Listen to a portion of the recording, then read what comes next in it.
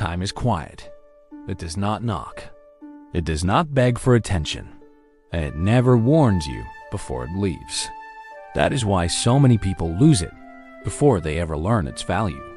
Some people think they still have plenty of time. Time to grow. Time to change. Time to fix their habits. Time to become better.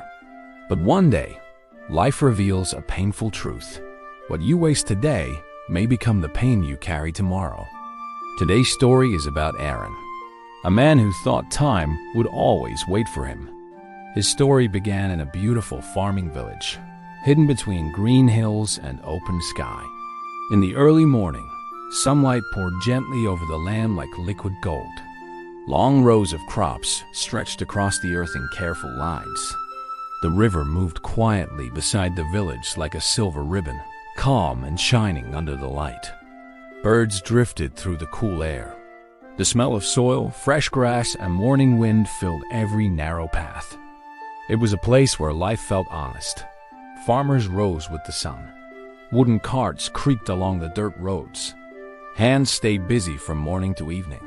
Seeds were planted. Fences were repaired. Animals were fed. The land rewarded those who respected the day. Everything in that village moved with purpose. Everything moved forward. Except Aron.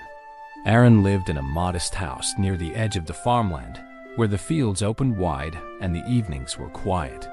He was not poor. He was not weak. He was not without ability. He had strong hands, a healthy body, a sound mind, and enough opportunity to build a good life. But he had one dangerous habit that quietly stole from him year after year. He did not value time.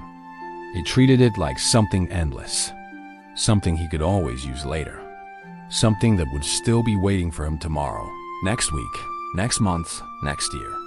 And so he said the same words again and again. One day he would become serious. One day he would learn a useful skill.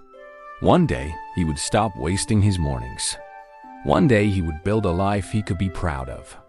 But one day is a soft lie. That is why it is so dangerous. Because it sounds harmless, hopeful even, but slowly, quietly, it steals your future. Aron was now in his early 30s, but he still lived like a man waiting for life to begin. He worked only enough to get by. He rested more than he needed. He delayed things that mattered.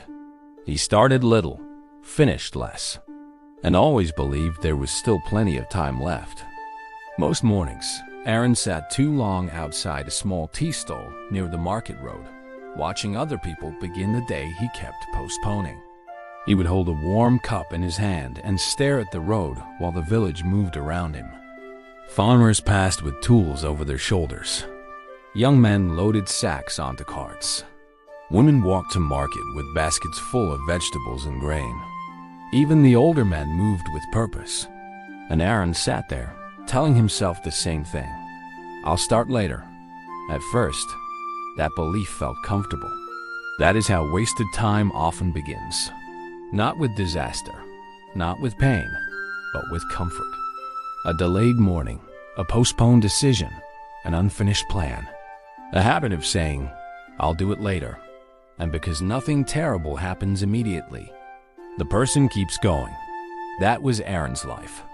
Day after day, the old clock in his house marked the passing hours with the same quiet sound. Tick, tick. He heard it every day, but never really listened. As the months passed, Aron began noticing something he did not like. The people around him were moving forward. His childhood friend Aron had opened a small repair shop after years of patient learning. Leo, who once knew less than Aron, had built a steady home and a stable life. Even Mila, quiet and unsure for many years, was now teaching children at the village school. They were not more gifted than Aron. They had simply stopped waiting, and he had not. At first, he comforted himself with easy explanations. They got lucky. They had had help. Their time came, but deep inside, he knew the truth was harder than that. Their time had not come. They had used it. One morning, Aron stood near the outer road, and watched a young man loading timber beside a newly built shed. The boy worked with calm confidence. His hands moved quickly. His face looked focused and steady. Aron recognized him immediately. It was Gnarl. Years ago, Gnarl had once followed Aron around, asking him questions, admiring him, even calling him Big Brother. Back then, Aron had smiled proudly. Now Gnarl had become something Aron had not. Reliable, useful, respected. Aron stood there in silence as Gnarl lifted one final plank into place. The shed was simple, but it was real, built by time used well. And in that moment, Aron felt something sharp inside him. It was not jealousy, it was grief, because he suddenly understood that he was not only watching another man succeed. He was watching the life he might have built, if he had started when he first said he would. That evening, he returned home and found his mother sitting outside the house with an old folded paper in her hands. The sun was low. The air was quiet. She looked thoughtful. "What is that?" Aron asked. She opened the paper slowly. It was an old drawing, a small workshop, wooden shelves, tools hanging neatly on the wall. And above the door, written in uneven younger handwriting, were the words, "Aron's Place." He froze. He had drawn it years ago, when he was younger and full of hunger for the future. His mother looked at the drawing, then at him. "You used to speak about your future with fire," she said softly. "Now you only speak about tomorrow." Aron said nothing. She folded the paper carefully. "I am not afraid that life will be hard for you," she continued. "I am afraid you will wake up one day and realize you were given enough time, but not enough courage." Her voice was calm, but the words landed deep. Aron looked away. Sometimes truth does not arrive loudly. Sometimes it arrives in the gentlest voice and cuts the deepest. That night, he could not rest. He lay in bed staring into the darkness while the old clock continued its steady sound. Tick, tick, tick. For the first time in years, that sound no longer felt ordinary. It felt personal. The next morning, he walked through town with a heaviness he could not explain. Near the river, he saw a man sitting alone on a stone bench. It was Taman. Everyone in the village knew Taman. He was older, respected, hard-working in appearance, but famous for one habit. He always said, "Next year." Next year, he would rest. Next year, he would take care of his health. Next year, he would spend time with family. Next year, he would slow down and live more meaningfully. But recently, something had changed. Taman had suffered a serious accident. He survived. But he no longer moved with the same strength. And now his voice carried something new. Regret. Aron sat beside him in silence. For a while, they simply watched the river. Then Taman spoke. "You know what pain is?" he asked quietly. Aron turned toward him. Taman shook his head. "Pain is not injury." He looked down at his hands. "Pain is realizing you had years in your hands and used them as if they were endless." Aron felt his chest tighten. Taman continued. "I thought I had more time to become who I wanted to be, more time to repair what mattered, more time to love people properly, more time to stop living like my real life had not started yet." He gave a bitter smile. But this was the real life. All of it. Aron looked away. Because for the first time, someone else's regret sounded exactly like his future. That night, Aron did not try to comfort himself. He did not blame luck. He did not blame circumstances. He did not hide behind tomorrow. He finally faced the truth. His life was not ruined, but it was leaking away. He thought about the books he never finished, the skills he never learned, the mornings he wasted, the habits he kept excusing, the promises he kept making to himself and breaking. Then he thought about something even more painful. He had not only wasted hours, he had wasted the man he could have become. The disciplined man, the useful man, the peaceful man, the steady man, the man people could trust, the man he himself could respect. And for the first time, Aron did not feel motivated. He felt ashamed. Sometimes shame destroys a person. But sometimes, if faced honestly, it becomes a door. Before sunrise, Aron got out of bed. No big speech. No dramatic promise. No emotional performance. He sat at the table and took a piece of paper. Then he wrote one sentence. "My life is happening now." He stared at it for a long time. Then he wrote another. "If I waste today, I am wasting my life." That morning, he cleaned his room completely. Not because cleaning changes destiny, but because disorder had become the language of his delay. He repaired the broken shelf he had ignored for months. He organized old papers. He threw away things he did not need. He opened the notebook he had always said he would use soon. Then he walked to the workshop of his uncle Varo. Varo was an old craftsman with rough hands, a quiet voice, and the kind of calm that usually comes from pain survived, not comfort enjoyed. He was sanding a wooden frame when Aron arrived. "I want to learn," Aron said. Varo kept working for a moment. Then he asked, "For how long?" Aron swallowed. "For as long as it takes." Varo finally looked at him. There was no smile, no praise, no emotional welcome. Only one answer. "Come tomorrow at sunrise." That night, Aron felt something unfamiliar. Not excitement. Wait, because now time was no longer an idea. It was an appointment. The next morning was cold. Very cold. The bed felt softer than discipline. The room felt safer than effort. The old self whispered, "One day won't matter. Start next week." But Aron had finally learned something important. A wasted day always looks small while you are wasting it. He stood up. And that simple act became the beginning of a different life. Varo's training was harder than Aron expected. Not because it was impossible, because it was exact. Measure carefully. Cut honestly. Repeat patiently. Do it again if it is weak.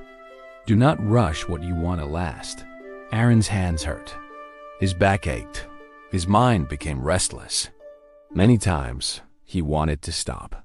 Not because the work was too heavy, because discipline forced him to feel the weight of all the years he had lost. Every focused hour reminded him of how many careless hours had come before it. One afternoon, exhausted and frustrated, Aron sat outside the workshop and stared at the ground. Varo stepped out and stood beside him. "Tired?" he asked. Aron nodded. Varo looked toward the fields. "Good," he said. Aron frowned. "Good?" Varo's voice remained calm. "Yes, because now you are finally paying the price effort asks." He paused. "For years you were paying a different price." Aron looked up. "The price of delay," Varo said. "The price of comfort.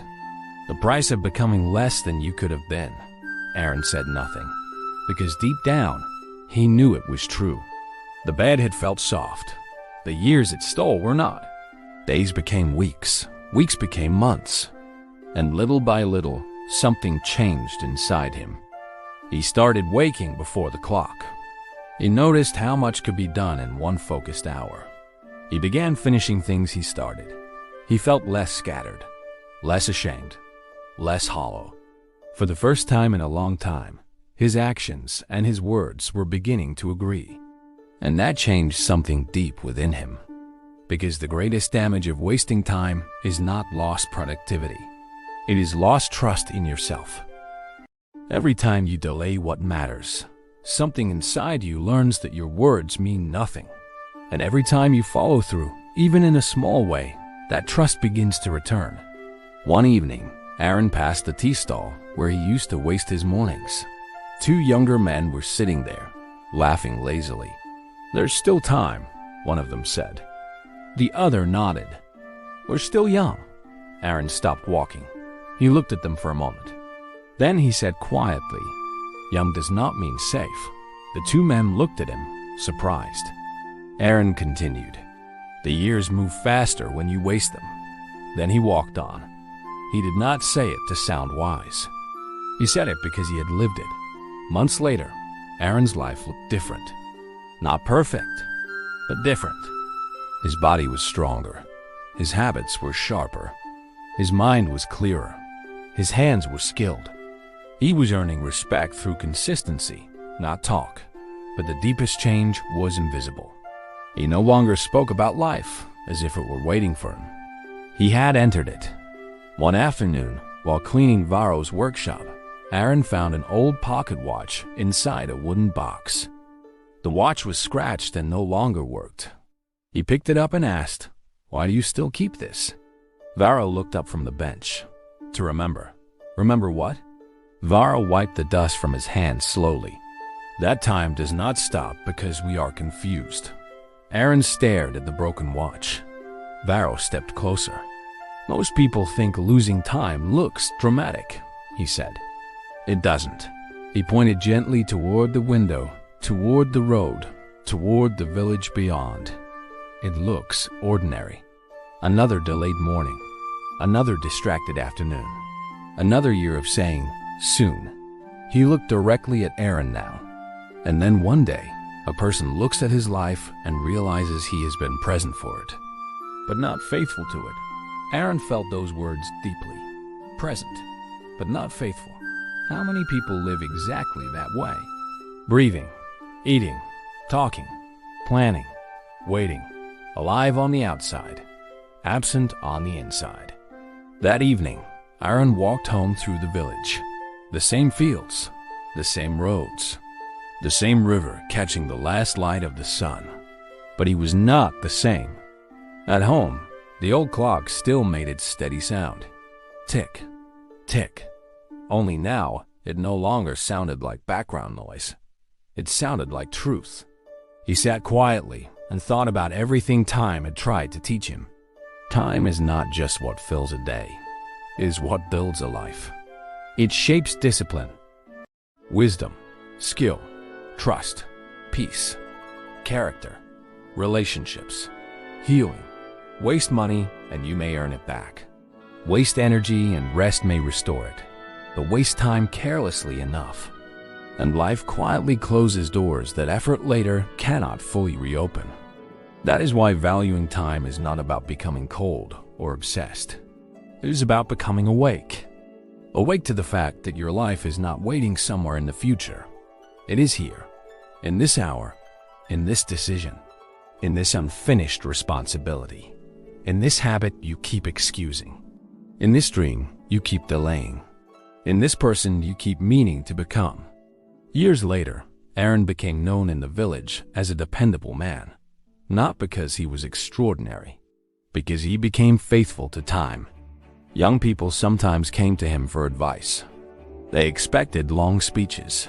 He usually gave them something much simpler. He would point to the clock on his wall and say, "Respect that." Or one day, you will beg for what it once offered freely. And when they laughed nervously, as young people often do when truth feels too serious, he would add, "The saddest pain in life is not failure." He would pause. "It is knowing you had enough time to change." And did not. So, if you are delaying your growth, if you keep saying later, if you treat today like it is cheap, listen carefully. Whether you respect it or not, time is still shaping your life. Do not wait for pain to teach you what discipline can teach you now. Do not wait for regret to explain what responsibility is already whispering. Do not wait for too late to give value to what you still have today. Start with one honest step. Wake up earlier. Finish what you started. Learn what you keep postponing. Make the call. Build the habit. Use the hour. Respect the day. Because one day, whether you are ready or not, you will look back. And in that moment, you will either feel gratitude or grief. So value time now, before life teaches you its price in a harder way. Like this video if it moved you. Share it with someone who keeps saying later. And subscribe to Meratic Tales for more simple English stories with deep life lessons. Until next time, stay awake, stay faithful, and use your time well. Don't wait.